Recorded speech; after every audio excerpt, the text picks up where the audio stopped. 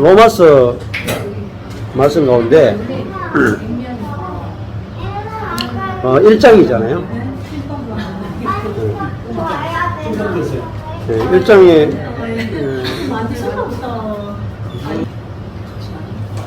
로마서 1장에 보면은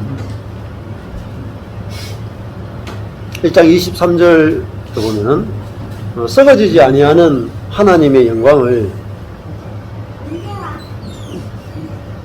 썩어질 사람과 금수와 버러지의 형상의 우상으로 바꾸었다. 이 사람은 1장 22절에 보면은 자연인은 스스로 지혜 있다 하나, 이게 자연인이거든요. 네. 스스로 자기 지혜를 의지해서 썩어질 사람과 금수와 버러지의 형상, 이게 뭐냐면 사람을 숭배하는 거예요. 즉 다른 말 하면은 피조물을 숭배한다. 즉 다른 말 자기 숭배예요. 근데 자기가 더 영광스럽게 보이는 거죠. 그래서 뭐와 바꾸냐면은 썩어지지 아니하는 하나님의 영광과 피조물의 영광을 바꾸치기 한 거. 이게 이제 인간의 죄성이잖아요. 그러면은 요게 뭐냐면 요게 지옥이에요. 그래서 성경에 보면 모든 사람이 죄를 범하였음에 하나님의 영광에 이르지 못했다, 이렇게 말하죠. 그러면 원래 사람은 하나님의 영광에 이르러야 돼요. 그렇잖아요. 죄를 범했기 때문에 하나님의 영광에 못 이르잖아요. 그러면 우리가 의롭게 되면 하나님의 영광에 이르러야 돼요. 하나님의 영광? 그렇게 하나님의 영광을 이야기했는데 그래서 로마서 8장에도 했잖아요. 하나님의 아들들의 영광의 자유에 이르는다 했지. 영광의 자유. 그러면 영광이 뭔가 궁금했단 말이야. 그러면 어떻게 해야 되냐면은, 자 봐요. 우리가 영광이라는 단어 다 알잖아요. 한글로 다 알죠. 자, 그래서 성경 읽는 법을 이제 좀 가르쳐 줄 건데, 내가 영광이란 단어는 사전적 의미는 알지. 사전적 의미는 아는데 성경적 의미를 모르는 거라. 그런 것이 수두룩빽빽해. 그러면 성경적 의미의 영광이라는 단어의 의미를 알아야 되죠. 그러면 그 아는 제일 좋은 방법은 뭐냐면 로마서를 1장부터 16장까지를 빠른 통독 성경 가지고 딱 틀어놓으면 30분 만에 다 되거든요. 뭐 어떻게 하냐면은 로마서 1장부터 16장까지 중에서 영광이라는 단어마다 동그라미를 쳐. 영광이라는 단어. 다 동그라미 쳐가지고 그 구절만 다 찾아보세요. 그러면 성경적 의미의 영광이라는 단어의 뜻을 알게 돼요. 성경에서 말하는 게 뭔가.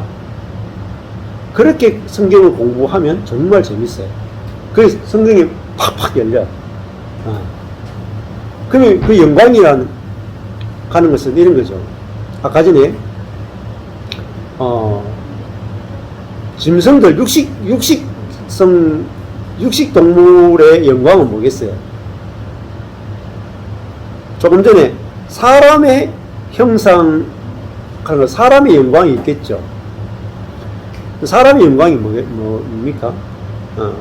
내가 남들보다 잘나고 높아지고 이런 게 사람의 추구하는 세상의 영광이잖아요. 하나님의 영광이 뭐겠어요? 하나님의 영광은 내가 죽어 남을 살리는 거라고 합니다. 이게 영광이에요. 하나님의 생명 자체를 영광이라고 합니다. 영광. 그러면 우리가 하나님의 생명으로 사는 게 뭐야? 그게 영광이에요. 그러니까 오늘 말씀 가운데도 우리가 하나님의 아들과 같은 형상이 되도록 예정하셨다 그러잖아요. 그러면 하나님의 아들이 이 땅에 왜 왔어요? 죽으려고 왔죠? 맞죠? 근데 우리가 전형적인 사람은 죽으려고 오는 사람 한 명도 없어요. 다 뭐예요? 살려고 오죠. 내가 살려고 오니까 남을 죽여야 되죠. 그게 영광이 없는 거예요. 사람이 평생을 살아도 영광이 없는 거, 영광이라고 하는 것은 하나님의 모양으로 사는 걸 영광이라고 했잖아요. 하나님의 형상과 모양으로 사는 게 영광이라. 예. 그래서, 우리가 성령으로 살 때만 영광이 있는 거예요. 그 성령은 하나님의 영이고 하나님의 생명이잖아요. 그래, 그렇지. 이거를 이제 물론 성경 선택에서 필요한 게 이 포인트에서 그 말씀하시기 위해서 하니까 다를 수 있는데 이게 정확하게 하여튼 사후세계는 정확하게 할 수는 없더라고요. 그렇죠. 왜냐하면 왜 이런 말씀드리냐면 그러니까 이제 목사님 말씀에서 그러니까 예를 들어서 내가 만약에 이제 그걸 깨닫지 못하고 이제 죽었잖아요. 그러면 들어가지 못하고 바깥에서 안에 잔치를 보잖아요. 그러면 이 두 가지가 말이야 좀 안 맞는 게 뭐냐면 내 마음이 안 바뀌었어. 그러면 그 안에서 풀 뜯어먹고 있는 잔치가 좋아 보이지 않잖아요. 좋아 보이지 않으면 내가 길을 갈 필요가 없잖아요. 내가 저기 못 들어가서 길을 갈 필요가 없잖아요. 그렇지만 이제 그것이 진정한 영광이 없고 진정한 그 자유가 없으니까 이제 지옥이 되는 거죠. 그렇지. 지옥이 되는 거지만 길을 가지는 않겠죠. 그렇게 깨닫지 못한다. 그렇지.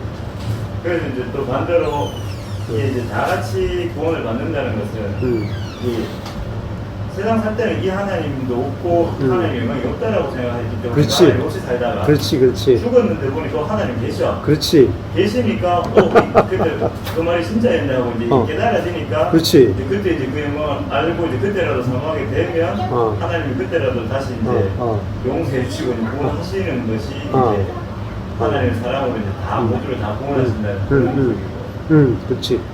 그런 것이 아닐까. 그러니까 이런 거지. 예를 들어가지고, 내가 북한에 태어났어. 북한에 태어났는데, 그러면 북한 여자애들이 이쁜 애들 다 선출하잖아. 어릴 때부터 기쁨조를 뽑아. 그래가지고, 근데 북한에서 기쁨조를 뽑히면 정말 좋아하고 영광으로 알거든. 그러니까, 나이별로 다 검사한다고. 검사해가지고 조사하고 성분하고 모든 걸 조사해가지고 딱 선출되면은 평양으로 가. 그리고 김정은을 만나고 김정은을 즐겁게 하고 기쁘게 하고 막 이렇게 하면서 먹고 자고 노는 것은 다 해결된단 말이야. 그래서 북한에서 내려온 북한 사람들 이야기 들어보면 기쁨조가 엄청나게 좋아하고 영광스럽게 생각하고 뭐 그렇게 생각한단 말이다. 자, 그렇게 살았어. 딱 죽었어. 죽고 어디서 태어났느냐? 남한에서 딱 태어나. 남한에서 딱 태어났다. 그리고 북한의 기억을 다 갖고 있어. 그러면 어떨 것 같아? 내가 북한에서 살았던 삶에 대해서 어떤 생각이 들겠어? 부끄럽고, 그죠? 억울하고, 화가 나고, 그죠? 얼마나 후회가 되겠어요. 그게 사실은 지옥이죠. 지옥이라 하는 게 뭐냐면은, 고린도전서에서도 보면 그렇지만은, 내 인생이 다 불타는 거라. 하나님이 이렇게 하늘에 불이 오는데, 나무와 풀과 짚은 불타고, 금과 은과 보석은 남잖아요. 그래서 새 예루살렘도 특징이 뭐냐면, 전부 다 금과 은과 보석이고, 전부 다 보석으로 건축되는 걸 새 예루살렘이라고 그러잖아요. 그 말은 무슨 말이냐면은 절대로 무너지지 않고 절대 불에 타도 없어지지 않는 거죠. 그래서 우리 인생이 내 인생이 불타지 않으면은 그게 영광이고 그리고 의미 있잖아요. 그래서 예를 들면은 이번에 우리 순천에 갔을 때 손영호 목사님 아들 둘이 공산당에 의해서 총살을 당했단 말이에요. 순교당했거든요. 근데 이제 손영호 목사님이 그 감사기도 10가지인가 한다고 장례식에서 하나님 제 아들이 한 명만 순교해도 영광인데 2명이나 순교하니까 정말 영광 중에 영광입니다. 이렇게 이제 감사기도 하면서 장례를 치르거든. 그러니까 그 순교당한 아들의 입장에서는 어떤 생각이 들겠어요? 그 손양호 목사님이건 그 아들이건 주님 앞에 갔을 때 어떤 마음이 들겠어요? 자기가 이제 주의 이름 때문에 그리스도로 인해서 자기가 순교당한 것이 영원토록 그리스도를 위해서 내가 고난받은 것이 영원토록 영광스럽지 않겠어요? 그렇잖아요. 근데 내가 죽어서 주님을 만났는데 주님을 위해서 고난받거나 주님을 위해서 산 것이 1도 없어. 그런데 하나님이 실체라 살아계시고 없는 줄 알았는데 하나님을 만났는데 하나님과 관계된 것 외에는 다 불타고 없어질 거라는 걸 알았을 때 그게 뭐냐? 그게 지옥이에요. 그래서 로마서 1장에 보면 1장에서 24절에 내어버려 두사, 26절에 내어버려 두사, 28절에 내어버려 두사. 그러니까 하나님의 심판의 가장 중요한 특징은 뭐냐면요, 내어버려 두심이에요. 적극적 심판도 있지만 하나님은 그냥 둬요. 그냥 두는 것이 그걸 다른 말로 유기라 그래요. 버려두심. 그러니까 예수님이 십자가에 죽으실 때 엘리 엘리 라마 사박다니 버려두심이잖아요. 근데 그것이 가장 큰 심판이죠. 왜냐하면 부모가 자식을 그대로 버려뒀다. 가장 큰 벌이거든요. 칭찬도 하지도 않고 벌도 주지도 않고 다 두면 가장 큰 벌이에요. 그 다음에 지옥은 어디서 만들어지는가 하는 거죠. 지옥은 내 속에서 만들어져. 오늘 말씀 보면 로마서 1장 24절에 보면 그러므로 하나님께서 저희를 마음의 정욕대로 더러움에 내어버려 두사 저희 몸을 서로 욕되게 하셨나니. 자, 지옥은 밖에서 불이 준비되어야 되는 게 아니에요.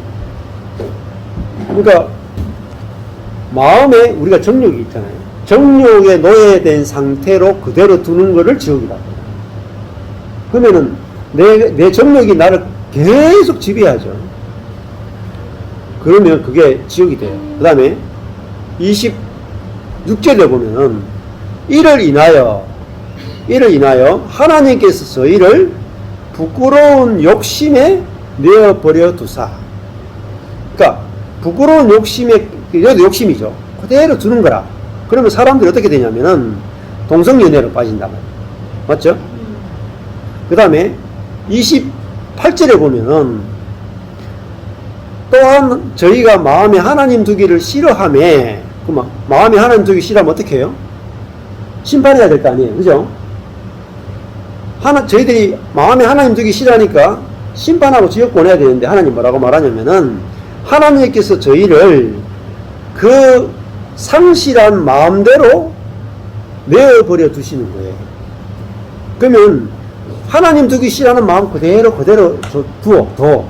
어떻게 되냐면 왜 사람은 그대로 하나님이 개입하지 않고 그대로 두고 마음대로 살아라 이렇게 되면 어떻게 되냐면은 합당치 못하는 일을 자기 속의 죄로 말미암아 자기가 불의, 추악, 탐욕, 악의, 시기, 살인, 분쟁, 사기, 악독, 수군, 비방, 능욕, 교만, 자랑, 악을 도모, 부모 거역, 우매, 배약, 무정, 무자비. 요게요 내 속에서 다 나와요.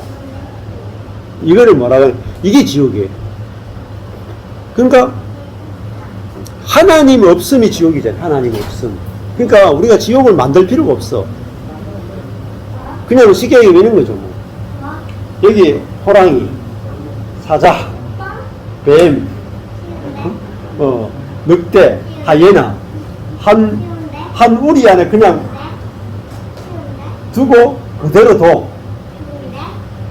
그게 지옥이다. 그러면 하나님은 손도 안 댔죠. 그런데 그 우리가 어떻게 되겠어요? 지옥이 돼.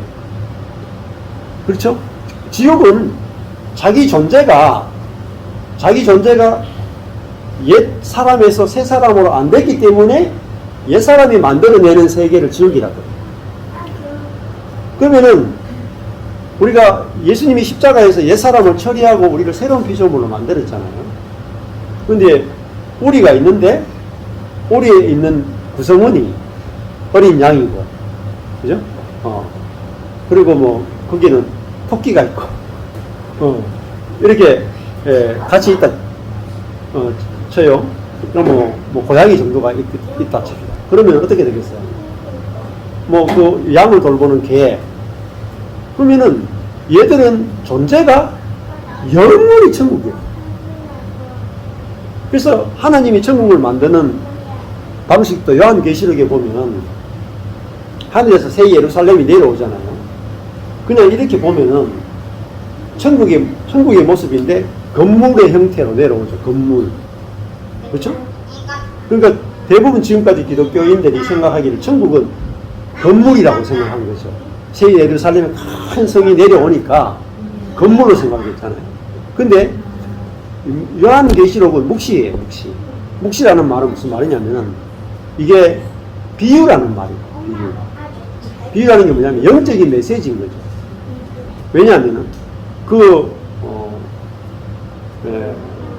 기초석하고 성곽하고 문하고 이런 것들이 전부 다 뭐됐어요? 진주문이고 그리고 12보석이고 이런 거 있잖아요.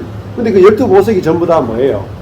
신약에 12사도들의 이름이 기록되어 있고 또 뭐 기초석은 12지파가 되어 있고 이렇잖아요. 그 말은 뭐겠어요? 그게 사람이란 뜻이에요. 사람. 백성이잖아요. 그러니까 하나님의 백성이 곧 집이죠. 그러니까 요한계시록을 볼 때 그거를 건물로 보면 안 되고 성도로 보여야 된단 말이에요. 성도. 아, 신약의 성도와 구약의 성도가 천국이구나. 그러니까 예수님도 너희가 거듭나지 않으면 천국에 들어갈 수 없다 이렇게 말하잖아요. 그러니까 내가 그리스도 안에서 새로운 피조물이면은 나로 말미암아 계속 천국이 펼쳐지고 내가 옛 피조물이라고 생각하면은 내가 살았으건 죽었으건 내가 가는 곳마다 다 지옥이 됩니다. 그래서 내 존재가 천국이구나 이렇게 알아야 살아도 천국이고 죽어도 천국이고. 그렇죠? 그러니까 내가 죽어서 천국 갈 거냐 지옥 갈 거냐가 질문이 어디 가느냐 안 가느냐로 질문하는 자체가 장소적 개념입니다. 그렇죠? 근데 성경은 장소적 개념으로 천국을 말하는 게 아니고 하나님 백성 존재적 개념으로의 천국을 이야기가 더 중요합니다. 그래서 내가 하나님의 백성이 되면 내가 천국이 되죠. 하나님의 통치를 받으니까. 그래서 하나님의 통치가 천국의 개념이기 때문에 그렇게 보는 게 더 천국을 쉽게 이해할 수 있는 개념이라고 생각합니다.